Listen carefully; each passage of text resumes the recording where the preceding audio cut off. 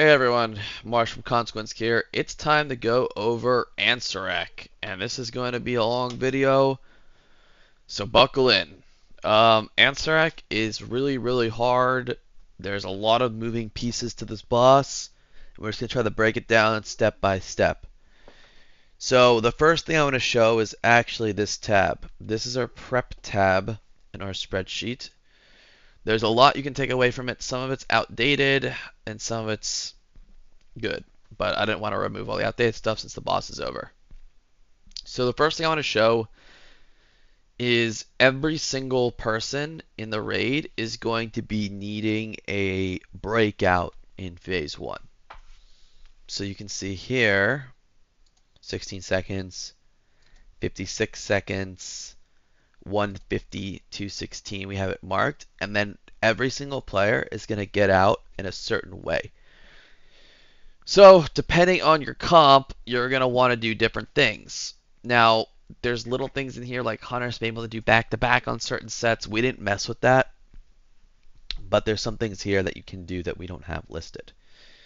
Gnome can also break people out, and this might not be 100% accurate because this wasn't updated for a while. But you can see here that we tried to plan out every single break for each player. Now, there's time spirals that are in here as well, which you need to look at in logs because time spirals give shamans, for example, an ability to get out every time when they were not able to before. So, look through this and figure out what you want to do for your comp. The other thing in this spreadsheet that I want to talk about is the P2 stuff, but we'll come back to that. So we'll come back to the spreadsheet. So let's look at P1. So with P1, we'll do this one step at a time. It's all about handling a set of mechanics over and over and over and over. So with this, the boss is going to be stacked here, and you're going to see that the raid's going to stack, and then we're going to move for the liquefy at 8 seconds. And let's just take a look at the VOD. So here, this is actually a rare POV where I actually did myself. So here we're going to stack behind the boss, and then we're going to move. So we're dropping everything here. And now what we're going to do, it's going to be roots. So you can see I have Master's Call for binded directly to my priest, because that's who I'm assigned. You can see my pet go, freedom him, and I'm going to feign death out of this. Alright, so these roots have set positions. And I'll link these raid plans in the video. So you can see here, roots 1. This is outdated. I think this is slightly outdated, but that's okay. Regardless, you're going to need a set position for roots 1. You can see here that the image is slightly outdated because what we're doing is we're kind of making a line here.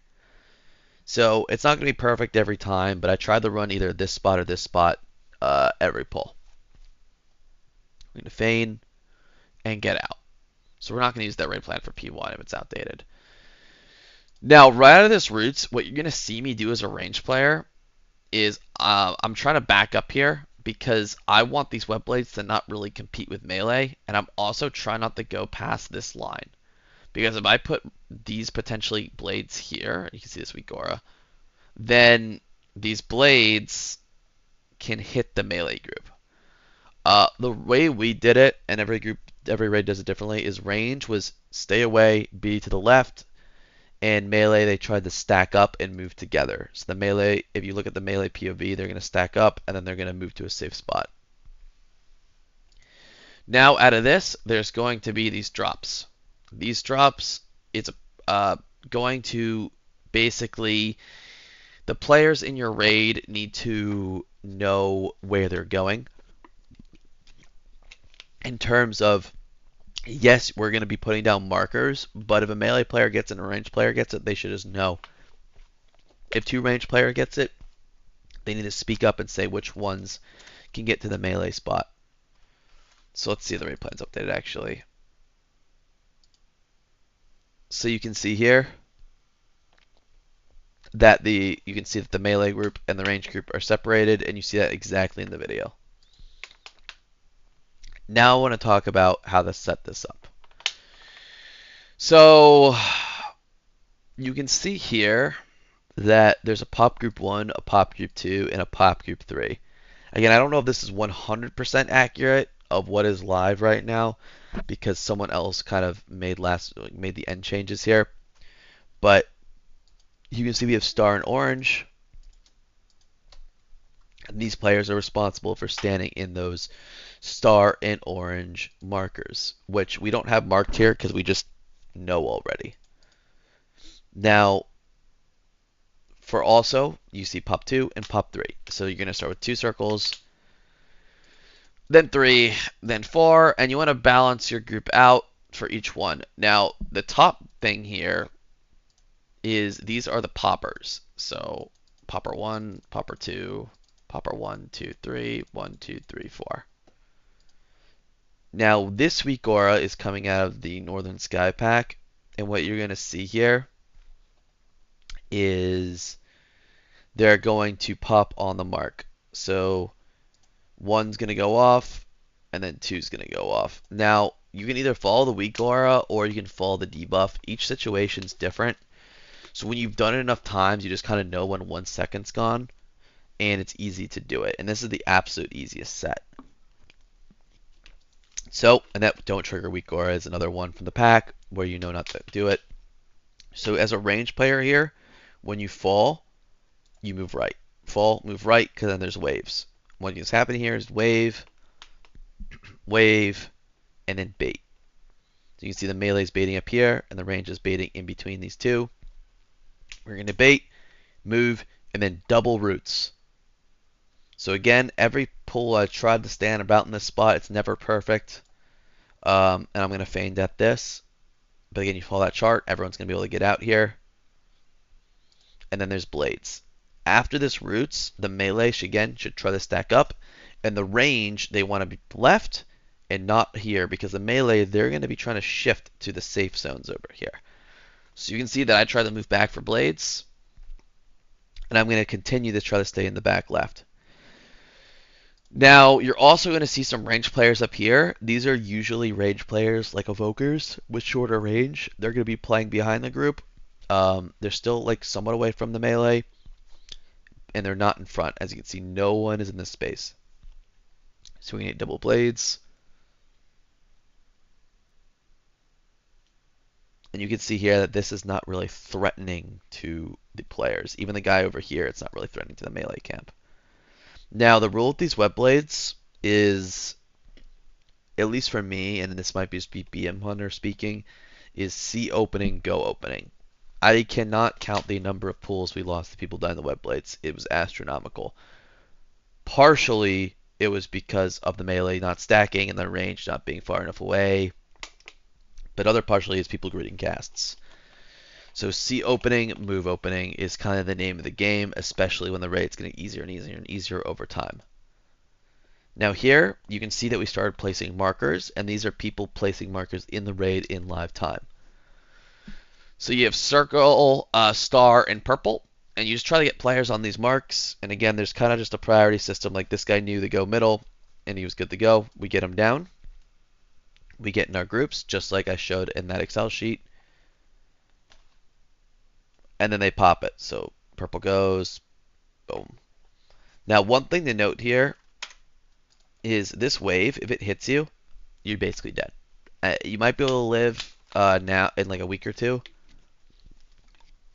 But what you're going to see I do here is I make sure I'm behind the middle point of this pop so that the wave will never hit me. And this is one of probably the second worst overlap in P1. So this is triple dodge into a ton of raid damage in the blades. So you can see by the time I'm landing here, the melee are trying to group up and dodge waves, and we're going to have triple wave here. So I'm dodging the waves, and now I need to go bait. So the blades are coming out, and I want to move over here to bait the liquefy the best I can, and I want to use a personal because there's a lot of damage about to come. So you're going to see I'm going to pop a personal, and I bait here. This just happens. These are usually healers. Um, but as long as you don't get a ton of green over there, it's fine. We bait and then we move. Route 3 comes. Again, I always tried to be in a similar spot. This is my Master's Call on the healer. I break him out, and here I'm going to disengage. This is very hunter specific. But the reason you disengage is because you want disengage, or I want disengage for the last set. So this is very specific to me, and I'll point that out in a bit. So, and then we break these guys out. Now, this third set is the breakout set. Because we don't have root breaks for every single set, we have a few people get rooted on purpose here, and our warrior and a few other classes really break them out. So as I disengage and break my root, you can see here that there's 3 roots that are just being broken out normally. And those 3 roots are being dealt by the warrior and the rogue and a few other people. And they're going to be broken out. And then there's lines that you dodge. And then you kind of do that overlap. Now here you can see these markers went down live. And do I put down a green marker? I might. So there's supposed to be a green marker here. Sometimes I put it down, sometimes I don't. It's pretty obvious where they go. And you can see that there's a line here. And you're going to get roots, but I want to talk about this. So what happened? We did blades, and now you can see here that this says no toxin. Which means that I'm eligible to get one of these. So what I do is I try to pre-spread into a spot so that if I do get it, I'm just there and I'm just there and ready to rock. Now I don't get it, so what I'm doing is I'm moving over here and I'm going to get myself out. Now these guys, they're going to drop and then roots comes immediately. So they drop, and what they're doing is they're moving left. Now they're getting out, and now they're going back. So I'm in the 4th popper here, so I'm moving back. Melee try to stack for this. Melee need to get in there, they need to pop immediately. 2, 3, 4. I'm following that weak orb, but I also know the timer. And this is why it's hunter specific. I want disengage here, because the disengage is letting me get away from these groups. Because you can see the 3rd guy is running out right there. And what I'm doing here is something I did late in Prague. So I Queen's mandated really early in the fight. So I had it up before the boss put up a shield so I could double Queen's mandate into the boss and not the shield. But for many pulls, most pulls, I just Queen's mandated in the shield to make sure it popped. So let's talk about intermission. So with intermission,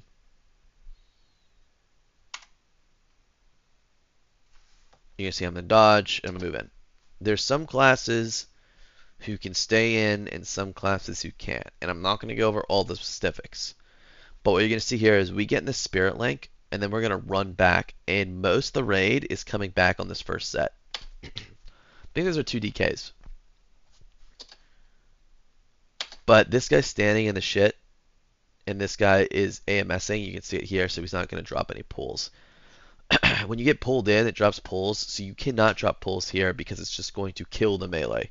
And that was happening to us early in Prague, where people would be like, oh, I can just negate the pushback and get uptime, and then the pulls cover the whole space. So everyone goes back, loose spreads, and every single time I exiled here, just to make sure that I never died, because there's a lot of damage going on.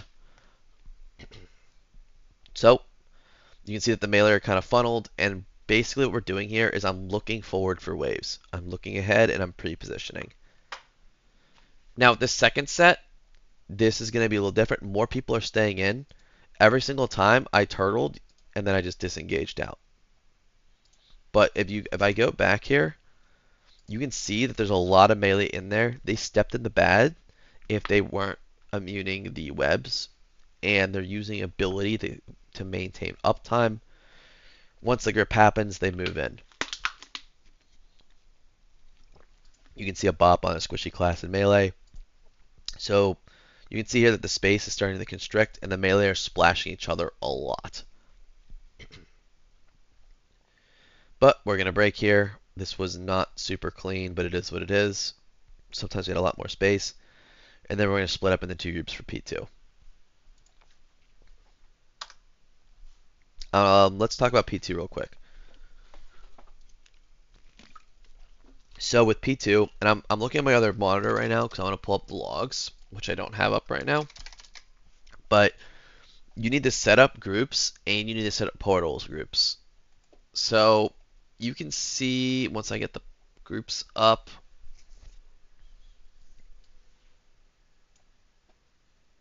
replay.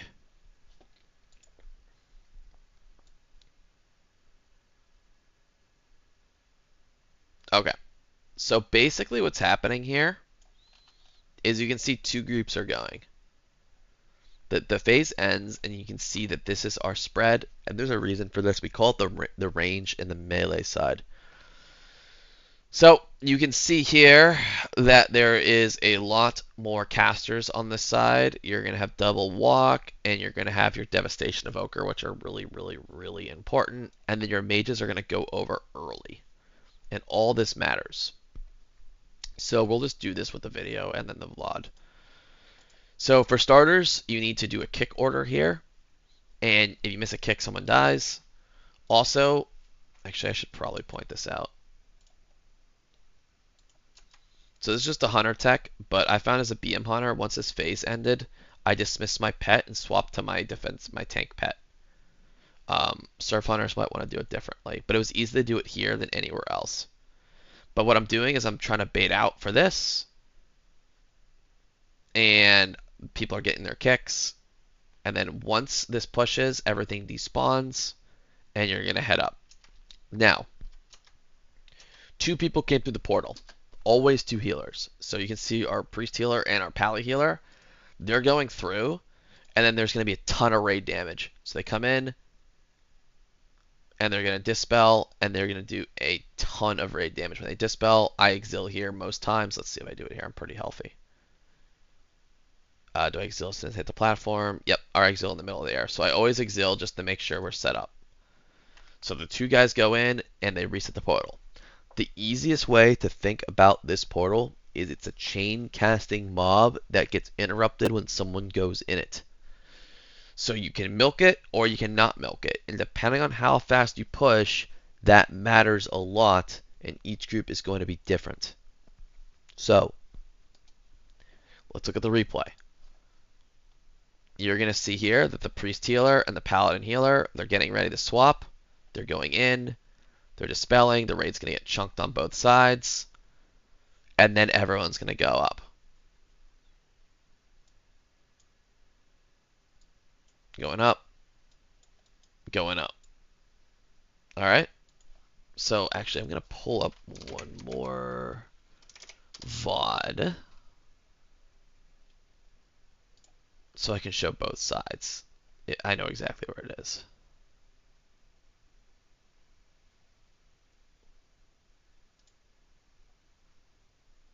Alright. So. Now, let's go back to the video. When I get up here, there's two ads. Expeller and Guardian. This is the melee side. I am a range player, but this is the melee side. Yes, there's two mages here, but we're going to start moving melee onto our side and shipping off range. So you can see here that the DK and the mage are going to swap. Bait the beam. Very important weak aura. Very important to not point this at the portal and point to the left. You know, sometimes it was pointed over here, and if this wasn't a direct tier priest or me, they would be beamed down and killed. So we point the beam over there. They're going to come through the portals. They're going to get dispelled. The raid's going to get chunked. And I'm just nuking the Expeller because I know that the melee have less uptime on that.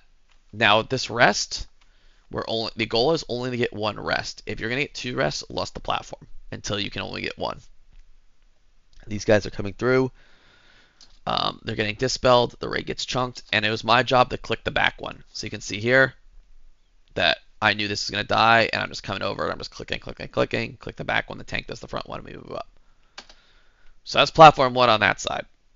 Now, let me go over to the other VOD.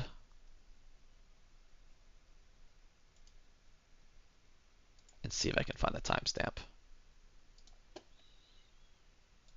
So this is going to be the other, the quote-unquote range side. And this is an evoker. So same thing, they're going up.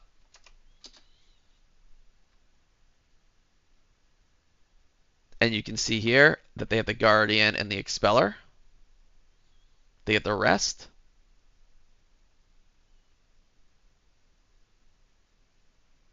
He does that, and now they're vibing. I think the second platform is different from them, but I do want to show this. So you can see here that their positioning is a little different.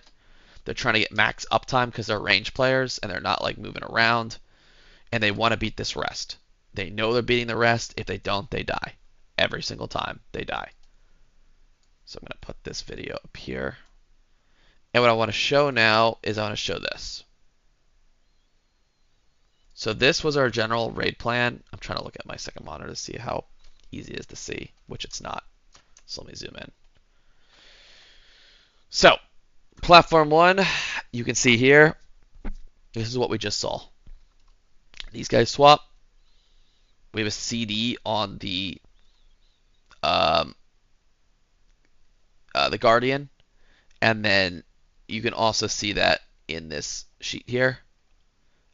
Where, you know, certain classes are going to CD certain things. Actually, I don't know if we put it in the sheet, but you will definitely see it in the raid plan. Yep, right here. Yep. So each certain classes CD certain things. All right. But this is, again, this might not be accurate. You have to check logs. People change things in prog. This was just the setup. So, going back to this. Now, the idea here is you can see that this image is like, hey, bait the beam this way, and these players are standing here. All right, this is melee side, and then rest 1, same thing. The melee throw here. He's supposed to be a surf hunter, but the range throw here.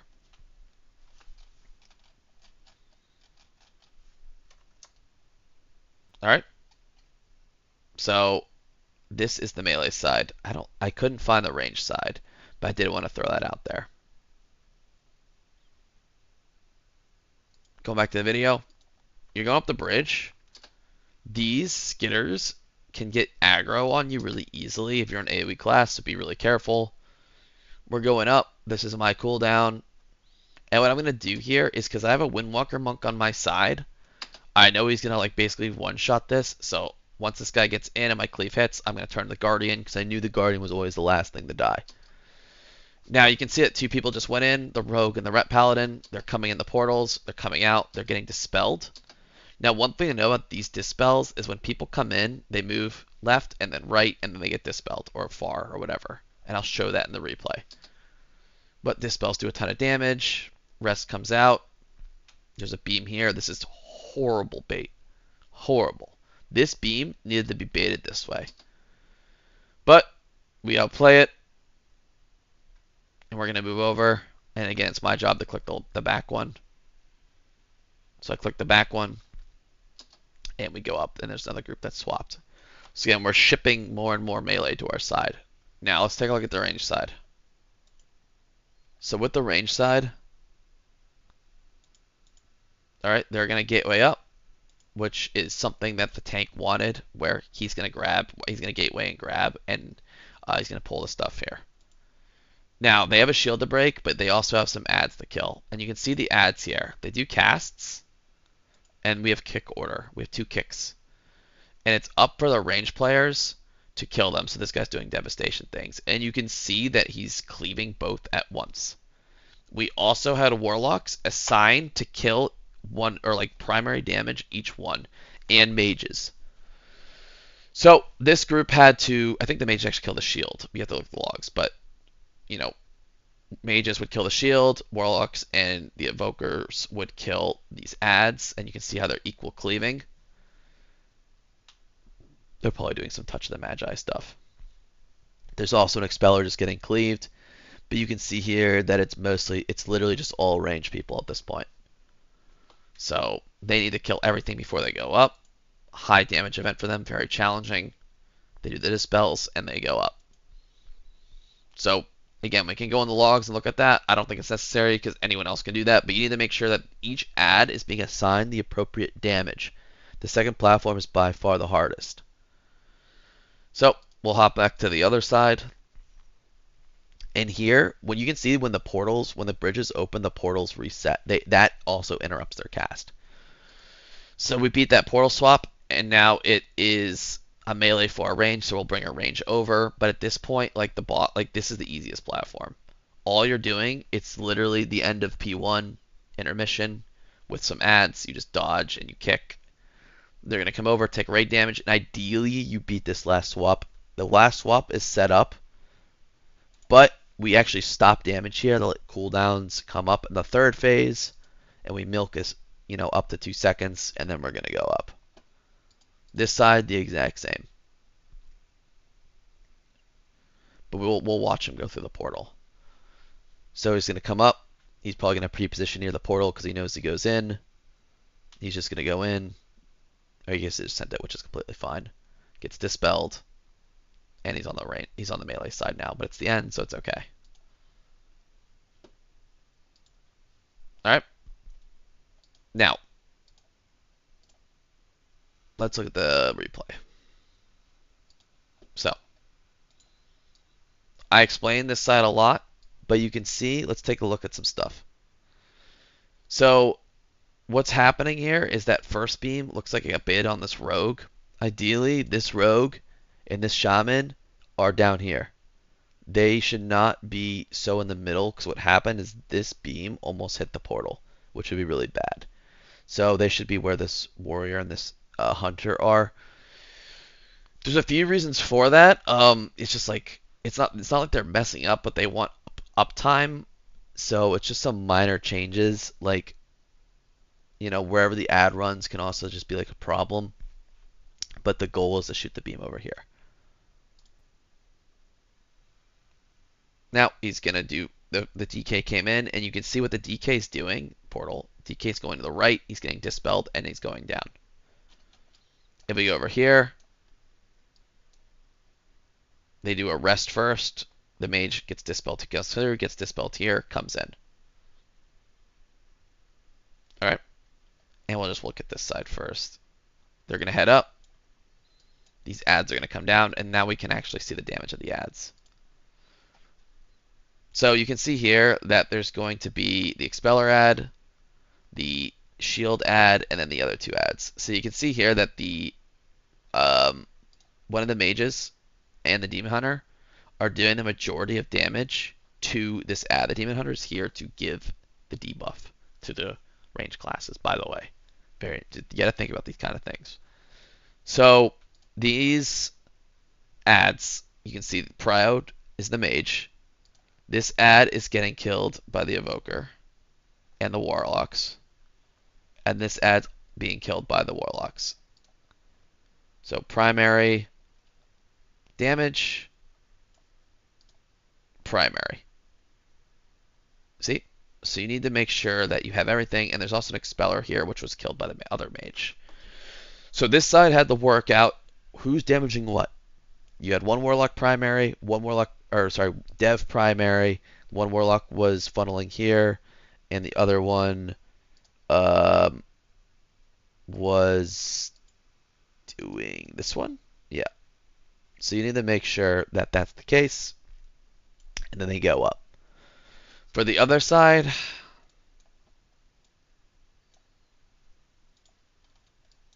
this side's just a little easier, but you have a Guardian, which is being taken out by the Hunter and the tank.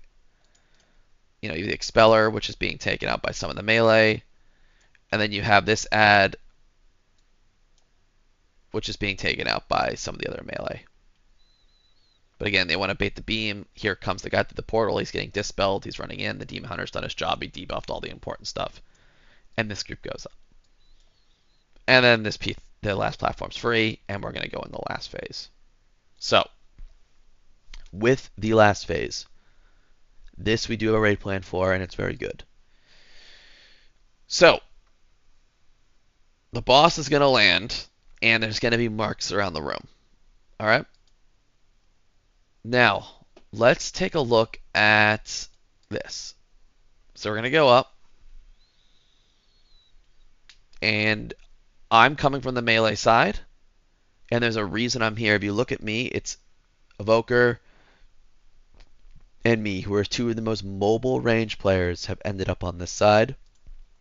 There's no healing, so they can just run.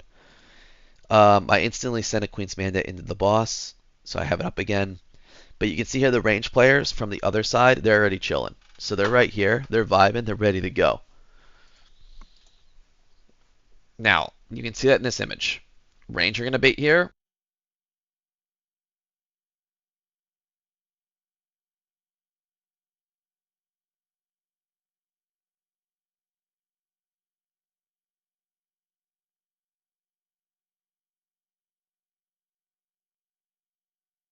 Sorry about that, my headset died. But range are going to bait here, melee are going to bait here. Okay, and you're going to see that here. So the boss is going to come down, teleport in.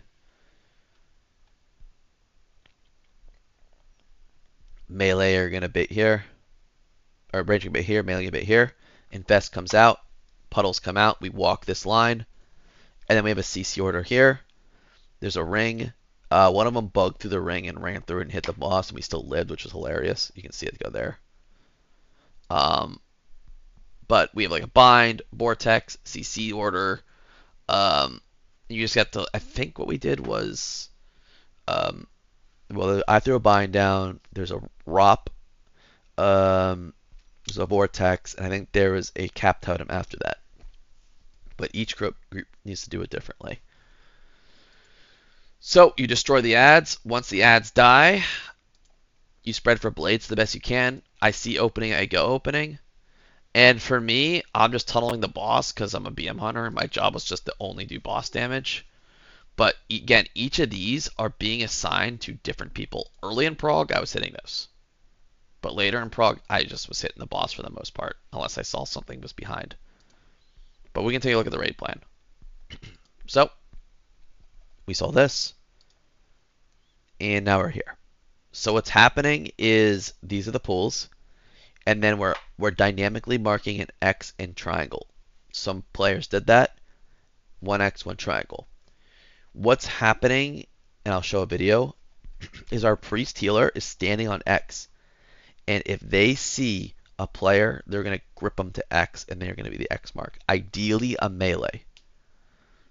Because the range players have a much easier time getting to green, because the boss is moving over here. So they see a melee, they grip them to X, which is the harder one to get to. Alright, and now the boss is going to come here, and it's going to rotate. This is going to stay up. And then again, you can see here, lock CDs hit blue. And then we're going to move over. So let's take a look at the replay. So we're going, we're baiting, we're moving, we're killing ads. You can see the marks here, an X and a green. And the acolytes are up. Now who's doing damage to the acolytes? Alright, so again, the raid plan will not be 100% accurate, but you can see that the warlocks are hitting this back one.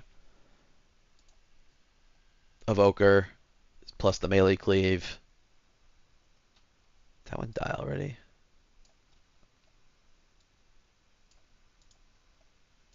And this is the other warlock. So, you know, again, the melee is just kind of cleaving, or like cleaving off the acolyte or whatever. And then the range classes, this is warlock, evoker. They had a priority system on what they were hitting. So, anyway, as I was saying, let's see actually. So with the markers, which is really important. Okay, so that was lucky. I think we get lucky twice. So you can see a range player just like gets X and he's already there. And this other range player gets it and just has to go to green. Now, if a melee player got it here, priest would grip the melee right there, easy. And the range player would go to the green. Now, we had assignments for these essences. I think we did double tank plus... I'll show in the raid plan. So, when you're killing these acolytes, they drop the essences. You gotta grab them, you gotta go through the portal, and you gotta all go through the portal at the same time, and that will kill people. Each group does this 100% differently. What we did is we had our DK DPS, our DK tank, and our other tank do it. Consistent players who can grab it.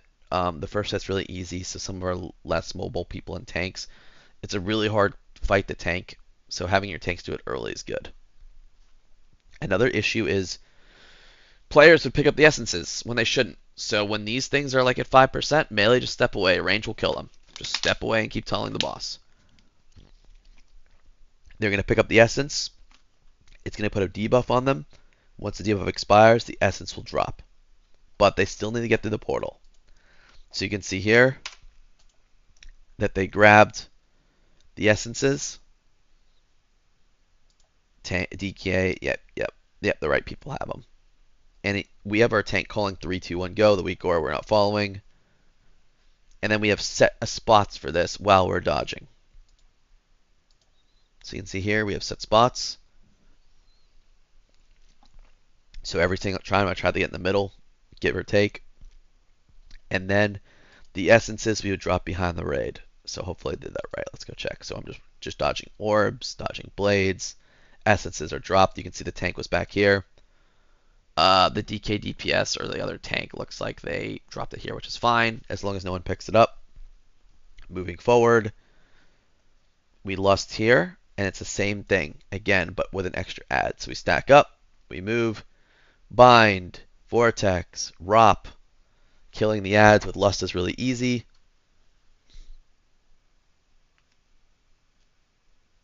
All right, and now the shackles. The shackles go the orange. Again, we're dynamically marking. And then there's blades with adds. Now, one thing I didn't notice is that these adds have an interrupt order that just needs to be set up. Them getting a cast off is not the end of the world. And again, each one of these is going to have different prio. So let's take a look at the raid plan. All right, same thing. To the edge, walking the edge, Rop, Ursul's cap, and shackles to orange. These are the old essences. The rest of the raid kind of stack near blue and get some healing, and then they're going to cleave the adds down. You can see here that I don't know if this is actually what happened live, but you can see that Warlock and Warlock are assigned for these far ones. So we'll see here that the shackles, the boss got dragged here. We're cleaving this, Shackles are taking prio, fight it, just find the opening, finishing the shackles, and they're just going to move the boss around. And now there's a bunch of essences. So if we go to the replay, let's take a look.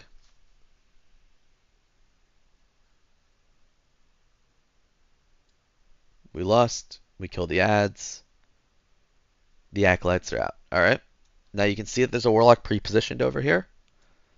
And once these adds start going down, let's start looking at their damage. So, who's doing most damage here? These are the mages, plus some of the melee cleave. Mages, I assume they're cleaving. Yeah, touch the magi. Alright. Warlocks. So the melee clump is really just cleaving. And then the ranged players are targeting. I don't know what the Dev Evoker did. Maybe the other people just ate the damage. But now, those adds are killed. We look at this. And now we have assignments for each of the essence pickups. Dev Evoker, Hunter, Pres Evoker. That actually did not happen on the kill. We had a tank pick it up, so do not get baited by logs. You can have a tank pick up both, though, but someone missed. Hopefully it wasn't me when I look. But it was pretty consistent with these three people grabbing it. The tank just made a hero play. And Serve Hunter, H-Pal, Mage, Warrior. Because these guys can jump over the beam. You don't want too many people jumping over the beam because they're really hard to heal when they're away. FYI. But a lot of classes can get over and should abuse it. And that's individual responsibility of knowing that. So you can see here that the portals come out. Again, we get lucky because he's just already standing here. He's actually the priest. And this guy's standing here. This is actually his god RNG. But if a melee was here, he would get gripped over, or any other ranged player standing here, one person would get gripped, would be at X, the other guy goes green, dynamically marked. And we're getting ready to pick up the essences, dodging. I'm out of range right now, which is really annoying because I want to make sure I know the boss is low and I'll have to get the essence. That's all I have to do. So yes, yeah. So basically, it was me. I knew it, but I wanted this one, and then me and this guy ran over this one at the same time. So I thought I had it. Tank makes a hero play. He grabs it. We all go through. Get to the same spots. And now the royal combinations come out. And they're going to go over to the end of this gateway. You can see there's a gateway here. This is for them to get out and just stack up. They're going to go over there. Drop. Boss gets dragged. Essences get dropped in the back. And what you're going to see here is, let's just look at the raid plan though. Coming through the portal, you can see that the essence people are jumped over the ringer trying to do it here. They try to drop the essences behind the raid. These guys can use the gate or not, but they want to put the royal things there. They move the boss here, get cleaved. And then the last set of ads come out. The shackles can either go to purple or get away, and I'll talk about that. The boss gets dragged to an ad, and it just gets cleaved down, so you just reduce the raid damage. There's also some things going on here that aren't shown in the raid plan. So let's go to the replay. Alright,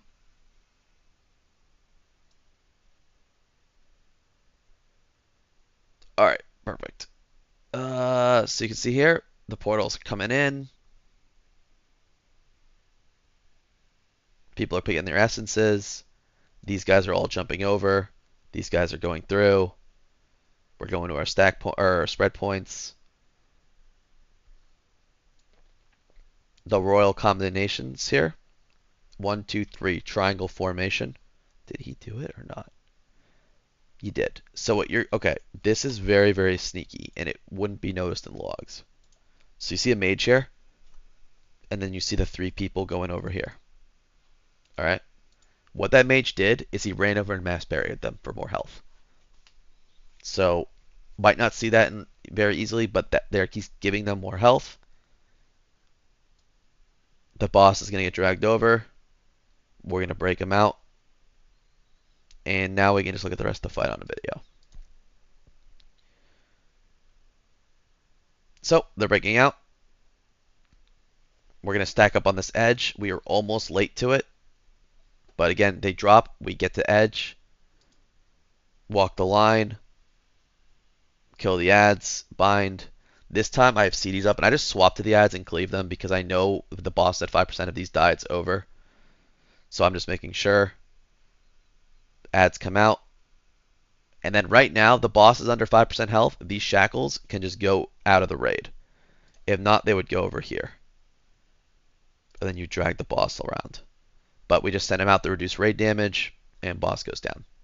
And you can see here in the raid plan, they would go to purple when the boss is here, and then you just move the boss here and break him out if you need to extend the fight more. Just cleaving these down, no need to kill them. Passive cleave so they can get kicks. That's all you're doing. But the boss is so low, we send our guys out. That's it. And we take down the boss. Now, a few things I do want to point out here is just some damage stuff. So you can see here that, like, you can tell, the hunters did their job was to do single target, right? So each class has a certain job. So you can go through these and be like, okay, who's killing Gloom hatchlings? Oh, the warrior's doing it because of course they are, demon hunter. So you need to make sure that you have enough damage to allocate to certain things, right? this is one of the range stats that we're talking about in P2. So I would go through and check out some of that stuff and make sure your damage allocation is correct. But yeah, the boss is really difficult. I will make the healing CDs public. I just need to get approval. I'll put raid plans in the video. Hopefully this was helpful. Best of luck on Ansurek. It is quite the encounter. And good luck. Peace.